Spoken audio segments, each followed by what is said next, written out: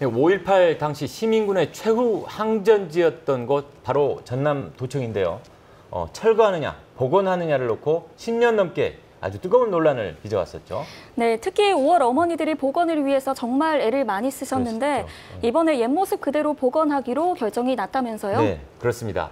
3년 동안 천막농성을 이어왔던 우리 어머니들, 이 소식에 감격의 눈물을 흘렸다고 합니다.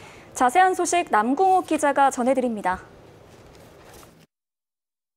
1980년 5.18 최후의 항전지인 옛 전남도청 별관에 원형 복원을 위한 사무실이 꾸려졌습니다. 하나, 둘, 셋!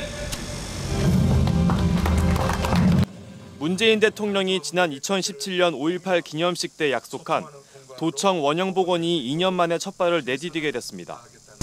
비록 늦은 감은 있지만 다행히 복원 사업을 전담할 옛 전남도청 복원 추진단이 지난 8월 27일 문화체육관광부 직속으로 옛 전남도청은 1980년 5.18 당시 모습으로 복원될 예정입니다.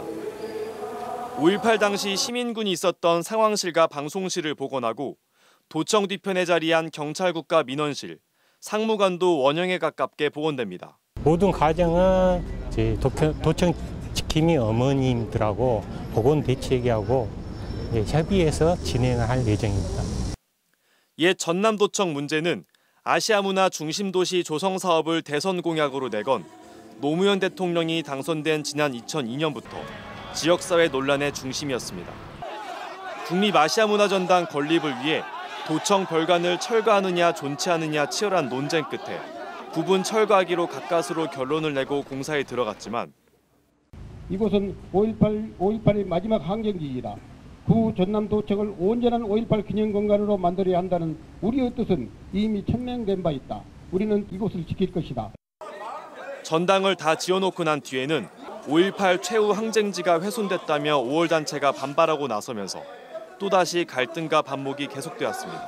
그동안 5월 유가족 어머니들의 목숨을 건 단식투쟁과 삭발투쟁 그리고 헤아릴 수 없었던 그런 상경투쟁들이 오늘의 이 자리를 만들어줬다고 생각합니다. 옛 전남도청 복원을 위해 1000일 넘게 천막 농성을 이어온 5월 어머니들은 감격해했습니다. 뭐 말을 할 것 있어.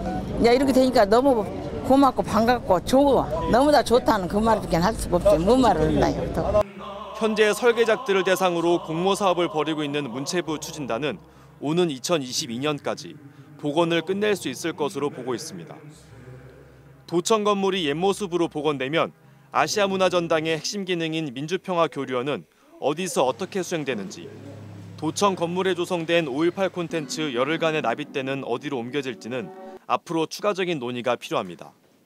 말도 많고 탈도 많았던 옛 전남도청 복원 사업이 본격적으로 시작됐습니다. 앞으로 3년 뒤 시민 최후 항쟁의 공간이었던 이곳이 우리 앞에 어떤 모습으로 나타날지 주목됩니다. MBC 뉴스 남궁욱입니다.